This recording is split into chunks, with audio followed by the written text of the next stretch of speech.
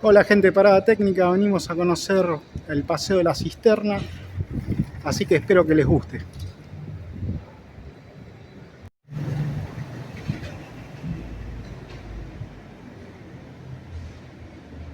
Históricas de la Manzana de las Luces.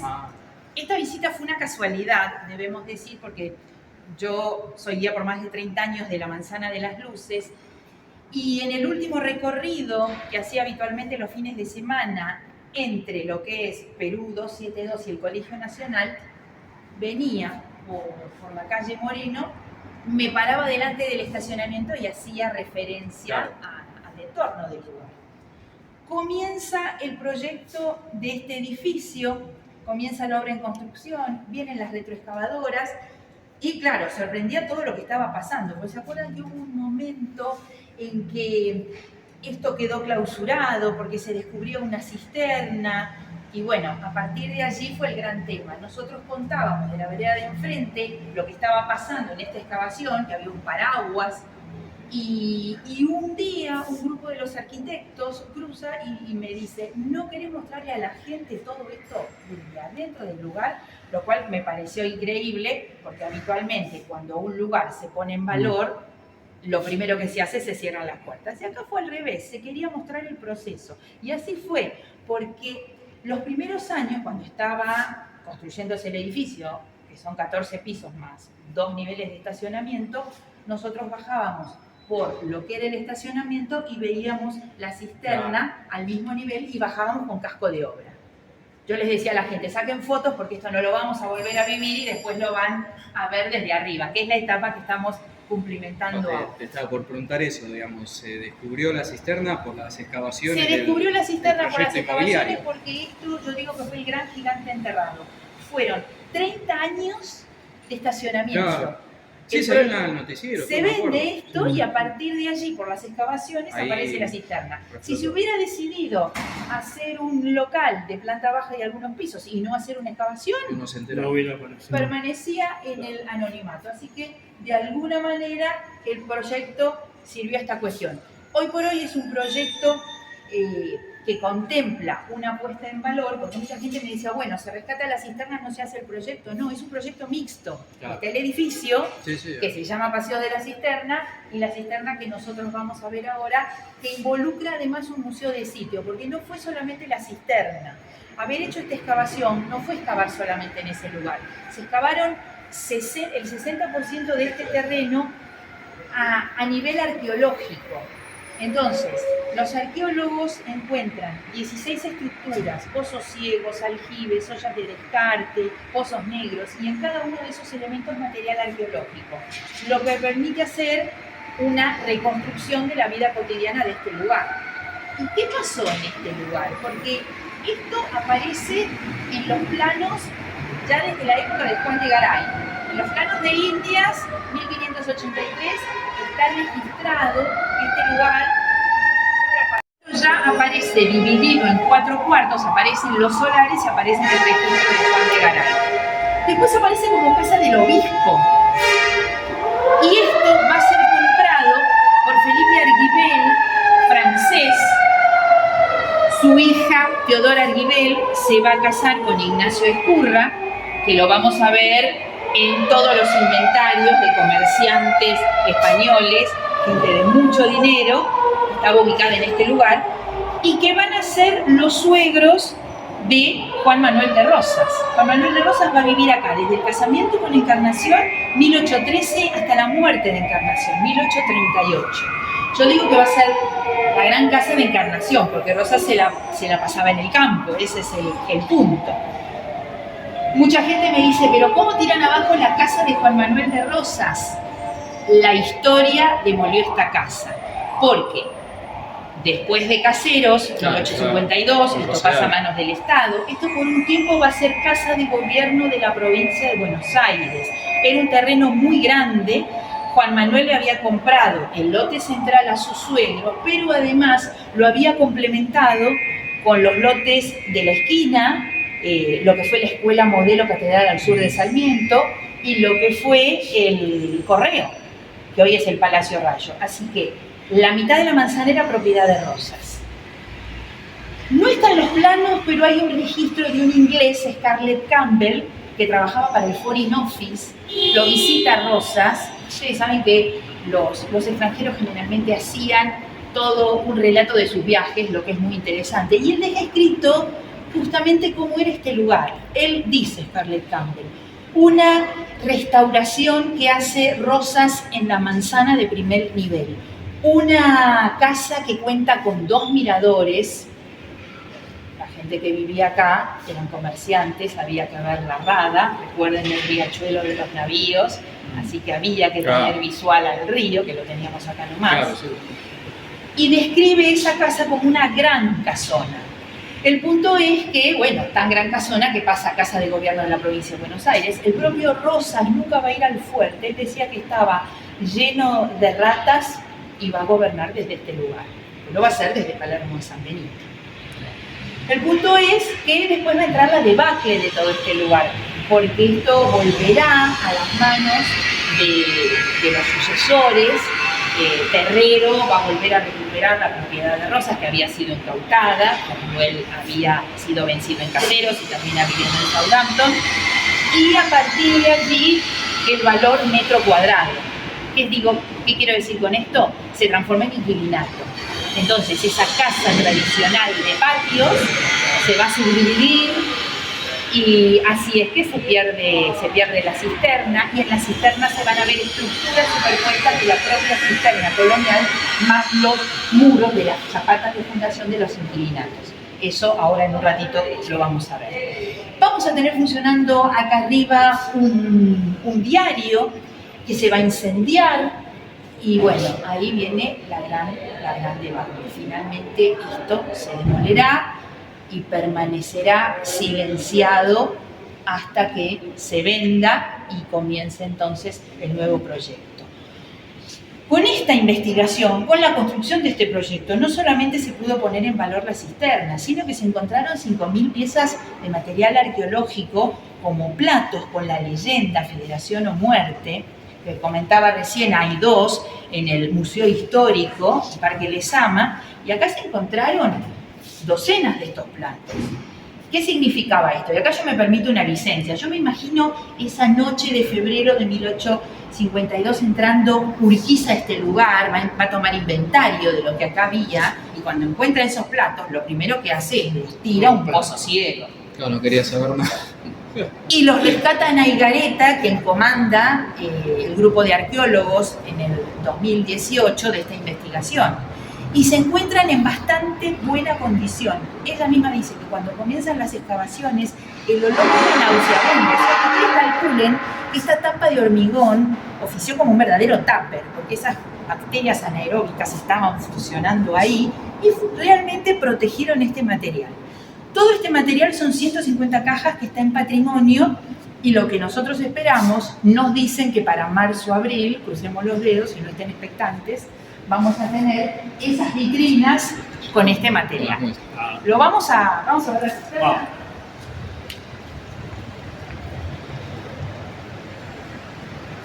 ¿Quieren en la parte final visitar el Palacio Rayo, que fue parte del emprendimiento de... Sí.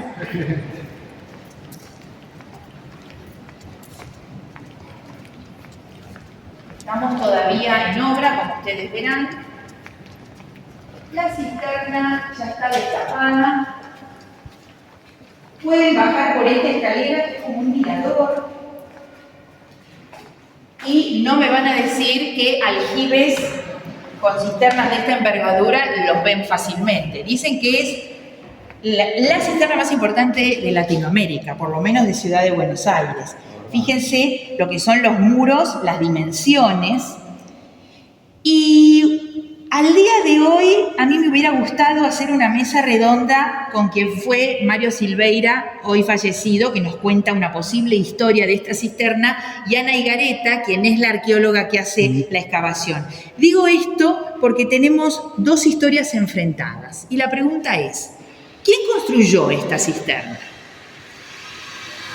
Para Ana Higareta, esta cisterna nunca la vio Rosas, porque los pisos son cerámicas de la zona de Lejabro, Y hay registros que cuentan que solamente estas piezas vinieron a nuestro país, a Buenos Aires, 1860-1870. Había buques de registro que traían estos elementos en esos años. Ya Rosas no estaba.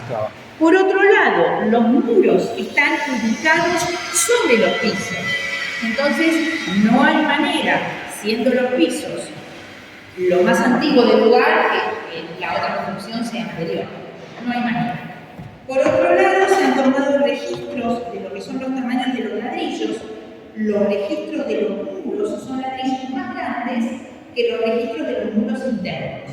Inclusive la cisterna tiene todo un sistema de reboque a la cal y los muros están sobre ese reboque a la cal, lo que eso indica que estos muros internos fueron construidos posteriormente. Lo cual nos hace suponer que esta cisterna que estaba en un patio colonial, después de que tuvimos la fiebre amarilla, después de que dejan de funcionar los aljibes por una cuestión de higiene, queda en desuso, se rellena este patio y hay una foto final de Mugler, que en un ratito la vamos a ver, muestra cómo es un inquilinato y muestra un gran corredor que avanza desde la calle que tiene que ver con estos muros. Probablemente eran las zapatas de fundación de todas las habitaciones que se habían construido en ese inquilinato, en ese patio colonial de esa casona histórica. Así que acá, como cápsula del tiempo, tenemos dos registros históricos diferentes. Los registros del inquilinato y lo que es el registro del gran contenedor. Ojo que acá estamos viendo nosotros un tercio de todo este aparato arqueológico, porque la cisterna llegaba, esto estaba cerrado con una cúpula y el aljibe en la parte central, esta sería la cota 00.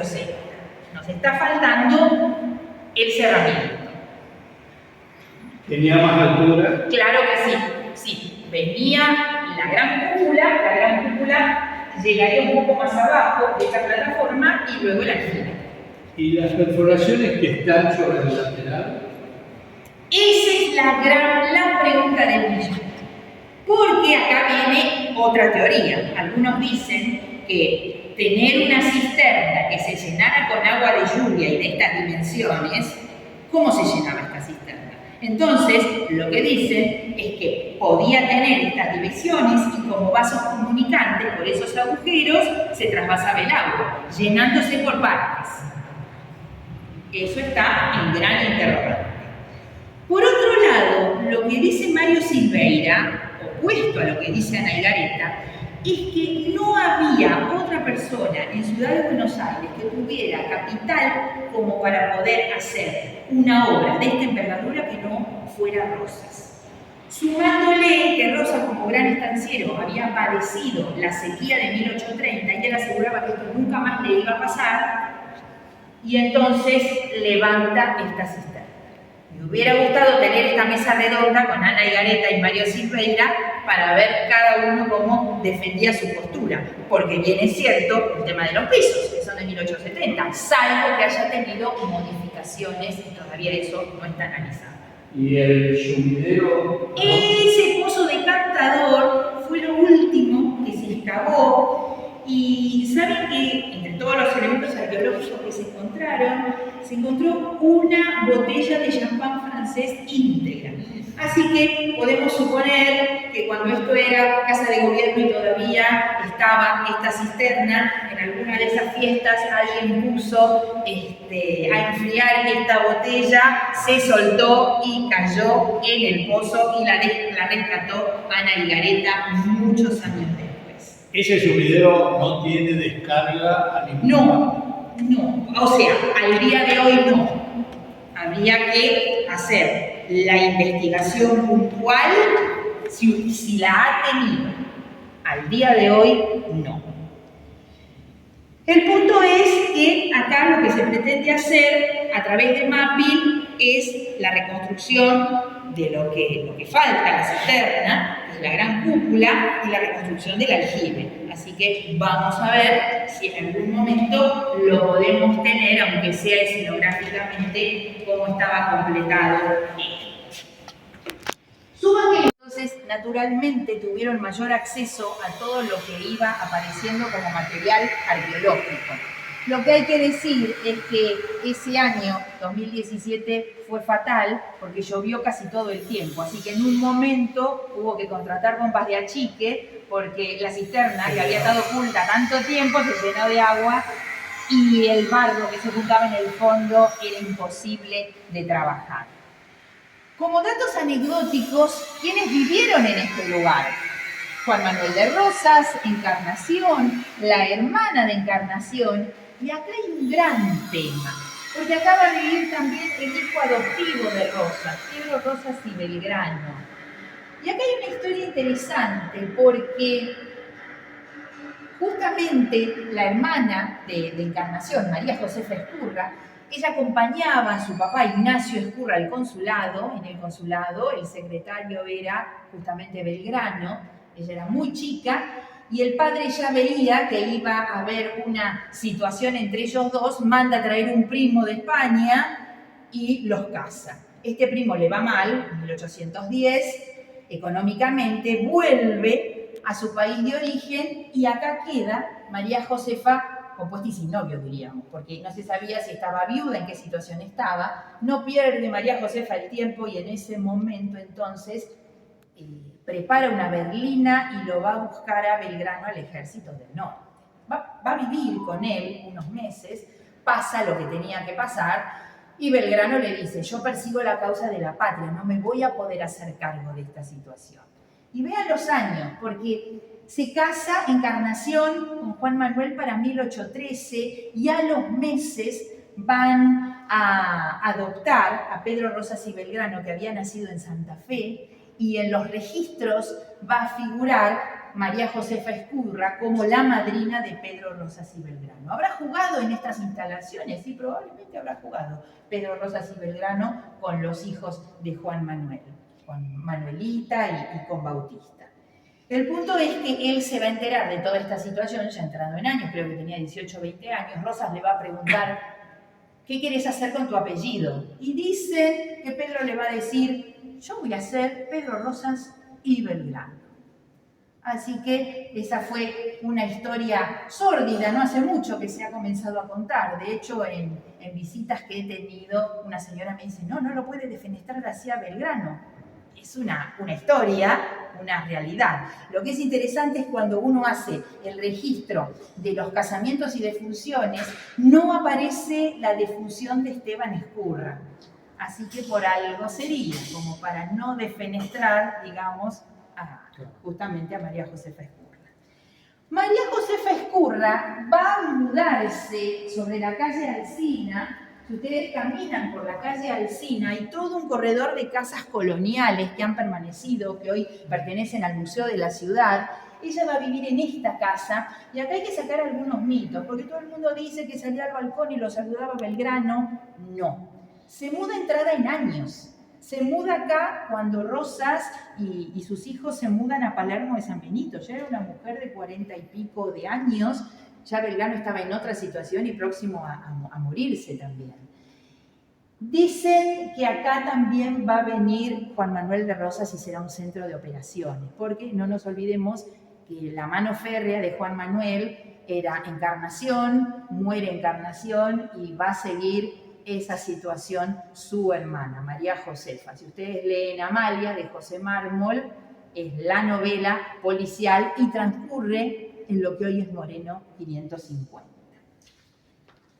Lo que es el proyecto de este lugar fue complejo porque había un edificio de varios pisos y no se podían construir balcones, pero de este lado estaba el edificio histórico del Palacio Rayo con toda esa carga de academicismo francés, entonces había que respetar los cornisamientos y las mansardas. Por eso es que es un solo edificio con dos lecturas y un cul-de-sac. Esto se hace a propósito porque, bueno, todavía esto no está terminado, pero a futuro se pretende que haya una confitería, que haya además sectores de exposición, lugares donde se armen conferencias y que entonces todo este lugar hable, porque hoy solamente estamos viendo el sitio arqueológico de la cisterna. Nos van a tener que volver a visitar para ver en estas vitrinas todo este material arqueológico que les estoy contando. Fíjense una foto de todo lo que era la losa de Rosas y lo que se pretende hacer con el Museo de Sitio. Esto se ha modificado, es una situación interesante que es vidriado hacia los dos lados, lo que significa que cuando esto esté cerrado se van a seguir viendo las piezas arqueológicas los que ingresen al complejo. Y vean acá, este es un plano muy interesante porque la empresa constructora, cuando se lleva puesta la cisterna que le trajo tantos dolores de cabeza, dice, yo tenía los planos históricos de este lugar y tenía dibujada una cisterna menor, pero no estaba dibujada la cisterna que estamos viendo. Entonces, ¿cómo es? No estaba dibujada. Claro, esa es otra. Esta es otra, que esta está bajo el hormigón. Esta no se rescató. Lo que debemos decir que como esto es un proyecto mixto, lo que hacían los arqueólogos era tomar registros, plantas, cortes, vistas, fotos de toda una situación que iba a quedar bajo el edificio, porque el único compromiso que había con patrimonio era rescatar la cisterna, a lo que se le suma la obtención del material arqueológico. Esto es lo que nosotros vimos. Claro. Esto es lo que nosotros vimos y esto es lo que se ha tirado abajo. Esa era como la cúpula. Exactamente. Ahora, supuestamente esto llegaba hasta acá. Bueno, No lo sabes. no lo sabemos, claro, no lo sabemos. Por eso es que hay una versión que dice, llegaba hasta acá porque seguía y eran las fundaciones de lo que eran las casas de renta. Pero otra versión podía decir, no llegaba hasta ahí porque tenía que ver con lo que eran los niveles de decantación del agua. Eso es un punto a Y investigar. esto que no se sabe si tenía salida o no. Exactamente, exactamente. Fíjense... Que supuestamente esto viene a ser esta parte.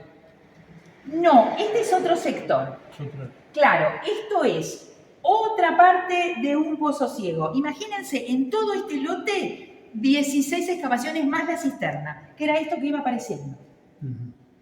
Fíjense, a ver si hay un... ¿En qué año se comenzó todo? En el 2016 se vende el terreno, 2017 comienza la excavación, sigue en el 2018, 2019, se frena con el tema de la pandemia y bueno, y todavía está en puntos a terminar. Ese es el gran tema. Si se meten un poco como uno de estos personajes, porque por ejemplo, se encuentran estos huesos y el tema era saber, ¿estaban aserrados o estaban cortados con hacha? ¿Estaban cocidos o estaban calcinados? Todo eso dependía de lo que era la comida en aquel momento. En este caso, estos huesos pertenecían al famoso plato de la olla podrida. Saben que era una especie de guiso que se cocinaba horas, horas y horas. Piensen en un momento donde no había refrigeración, no había heladeras y había mucho desperdicio vacuno. Porque lo que se decía es que se faenaban las reses y quedaba a campo traviesa la osamenta del animal y el cuero. Y un dato interesante es que la mayoría de los baldes de aquellos aljibes de la colonia, que se los llamaban capachos, eran de cuero. Lo que para nosotros hoy es el plástico, en aquel momento se reciclaba todo este gran desperdicio que había de bovinos. A punto tal que lo que le sorprende a la mayoría de lo que nos han visitado es que cómo se cargaban esas carretas con todas las medias reses, comenzaban a avanzar y claro, era tan difícil en estas calles avanzar con las carretas que las reses que estaban arriba de todo se caían. Y entonces decían, se le cayó. No importa, era más difícil que estuviera en funcionamiento esa carreta que rescatar una res que quedaba perdida. Así que fíjense el desperdicio que había en esta aldea, en un momento que se hablaba de la era del cuero, porque eso era lo que pasaba. Y entonces, bueno, se analizan los huesos, las losas, infinidad de losas, desde talaveras, las primeras talaveras mayólicas españolas, hasta losas estampadas, generalmente inglesas. Y esta fue una familia de comerciantes con rápido acceso a los buques de registro, así que realmente tenían provisión de lo que quisieran.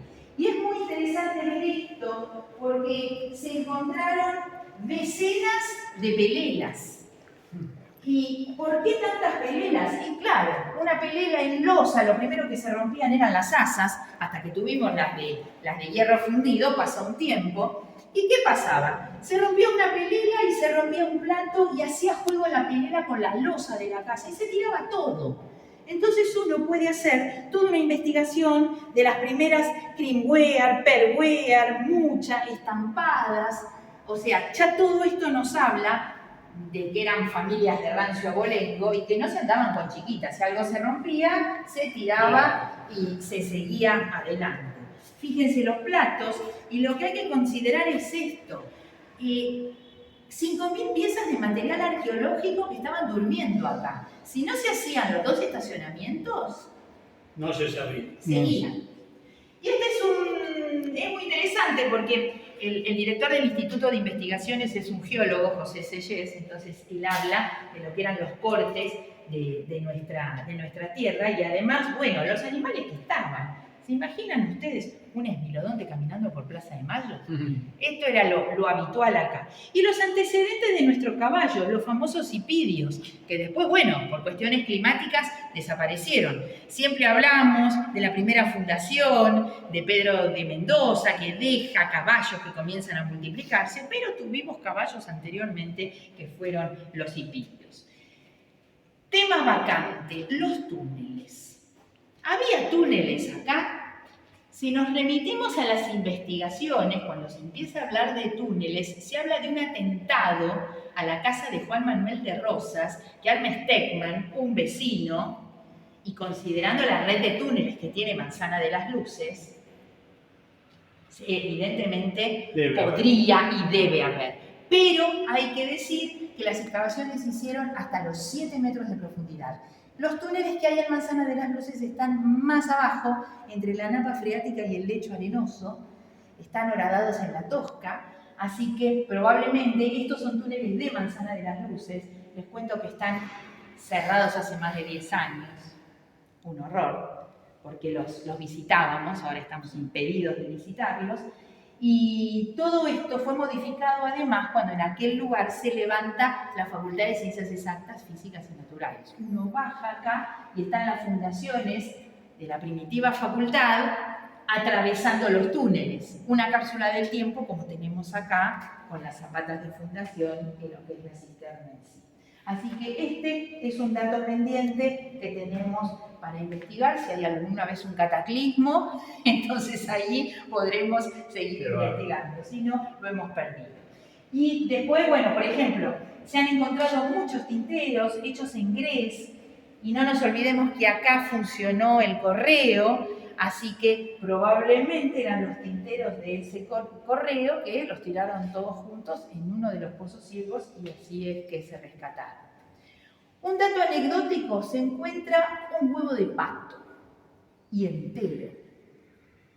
Y se encuentra una botella con un líquido espeso que tenía a su alrededor mosquitas cadavéricas. Todo esto hace, porque esas mosquitas cadavéricas, las mismas que se encuentran en los cementerios, respondían a que ese frasco había quedado mal cerrado. Y lo que había dentro de ese frasco era sangre de pato.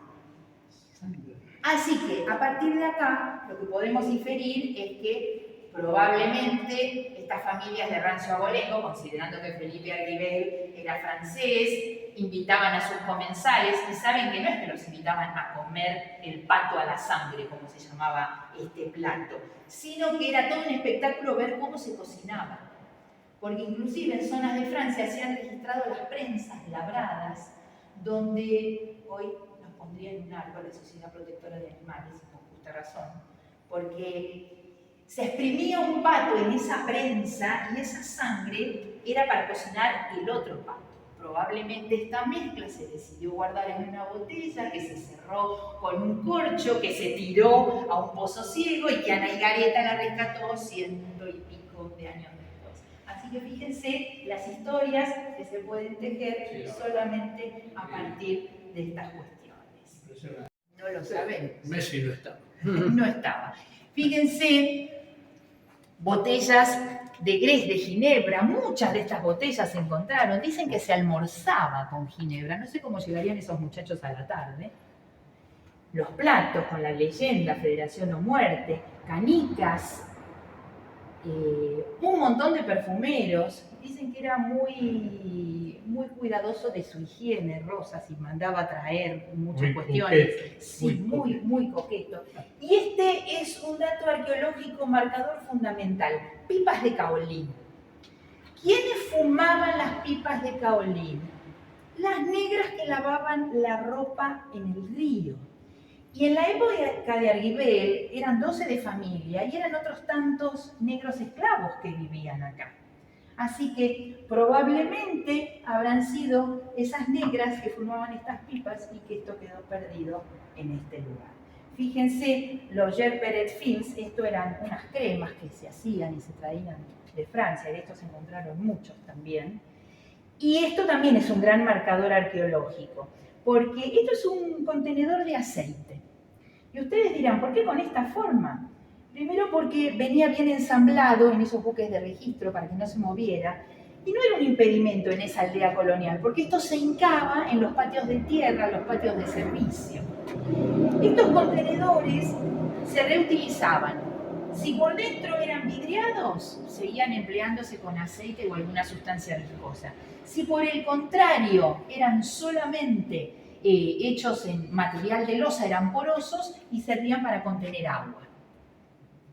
Digo que esto es un marcador porque no sé si recuerdan cuando se hace la investigación del pecio en Saint City, en Puerto Madero, un buque mercante que queda encallado y se descubre también cuando se hacen las zapatas de fundación del edificio enorme que se hace ahí en Puerto Madero, se encuentra este buque mercante y se encuentran docenas de estas vasijas.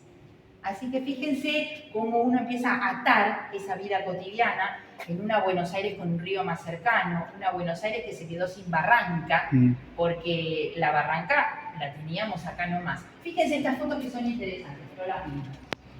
Nosotros teníamos el ferrocarril Ensenada, y fíjense la trocha, cómo volaba sobre el río.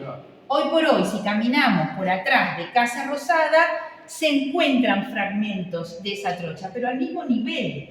O sea, cómo hemos rellenado todo este lugar. Ese es el gran tema. Y si uno lee Amalia de José Mármol, toda la obra transcurre en esa famosa barranca, las persecuciones, todo transcurre ahí. Y eso hoy lo hemos rellenado.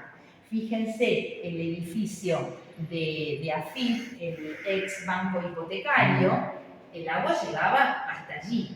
Y si caminan por Alsina, frente a la farmacia La Estrella, la última casa, Los Altos de Lorriaga, tiene el último mirador colonial que se ha conservado.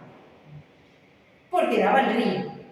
Y era una construcción de uso común entre las familias de Rancio Bolengo. Tenían mirador y acá también había 2 miradores, que lo tenemos en relato.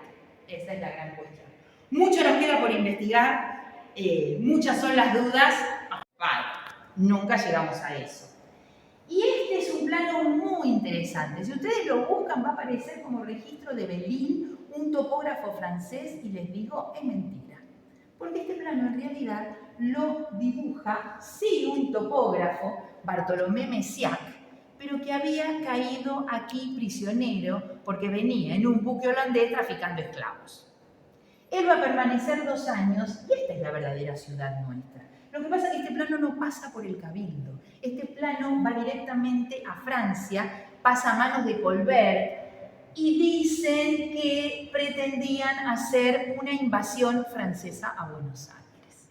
El punto es que queda eso en el anonimato. Belin sí lo descubre en el Departamento Topográfico de París, entonces se publica bajo el nombre de Belin, pero era de Bartolomé Messiac. Y Bartolomé Messiac va a registrar el fuerte, va a registrar la catedral, va a registrar el cabildo y va a registrar la casa del obispo en este lugar.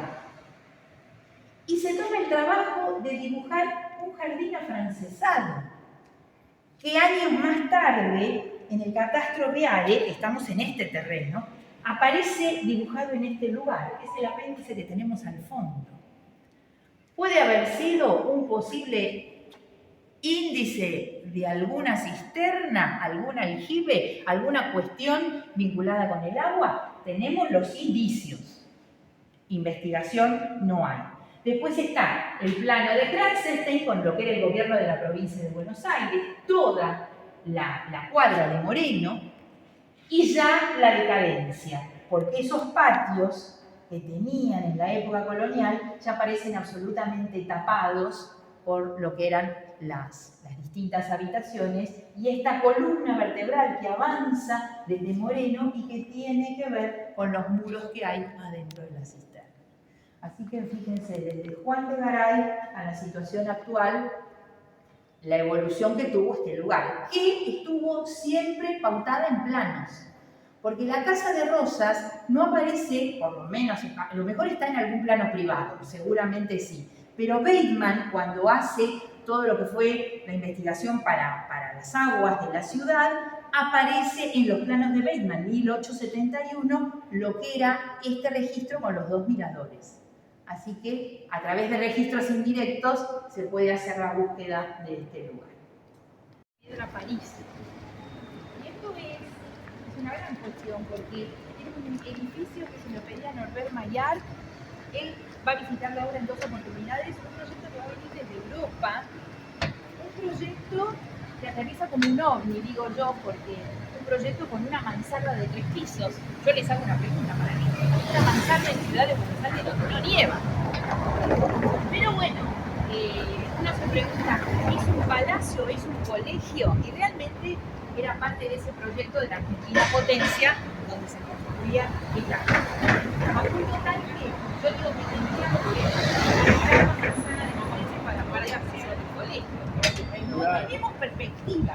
Y aunque nos quedemos con tortícolis, vemos la manzana.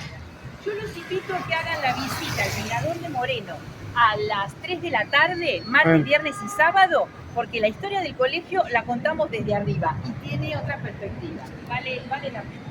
No se ve la mansarda. Desde arriba se ve perfecta.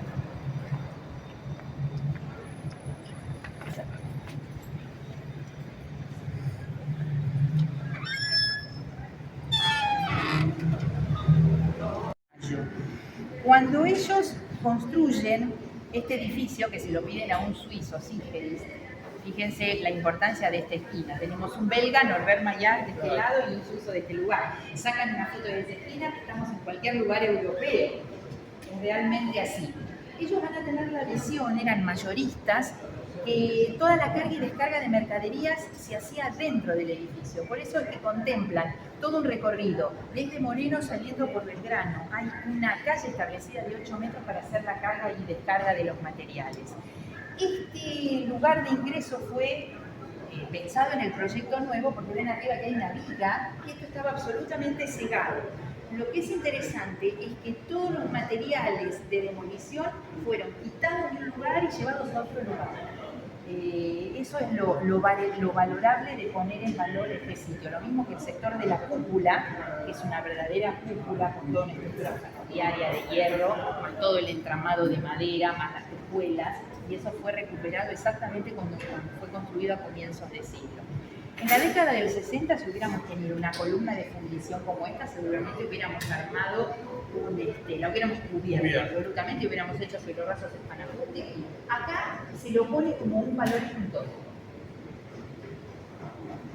Sumamos para verlo. Los últimos que han puesto en valor el Palacio Rayo son los mismos que han hecho las Link Tower en Puerto Madero, Adán y Eva, en el dique 1.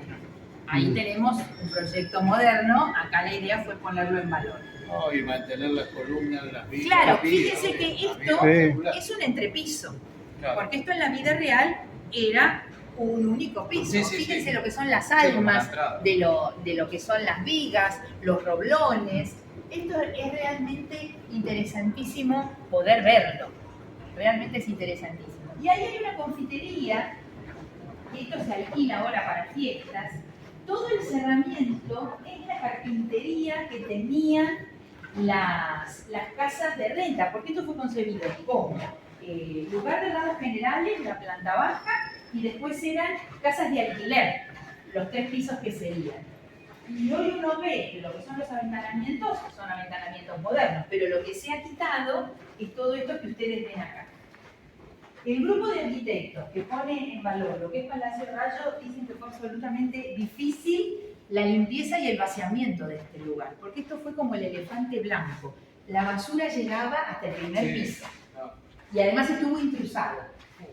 Así que, los mismos arquitectos dicen que era mucho más caro ponerlo en valor que hacer una cosa de cero, pero bueno, la decisión fue recuperar, porque se había evaluado y tirarlo abajo también. No, este edificio, el hierro, el acero, no tiene nombre. Pero, por eso, la idea de mostrarlo. Y fíjense que a las unidades funcionales se ingresan por esas puertas que pasan desapercibidas.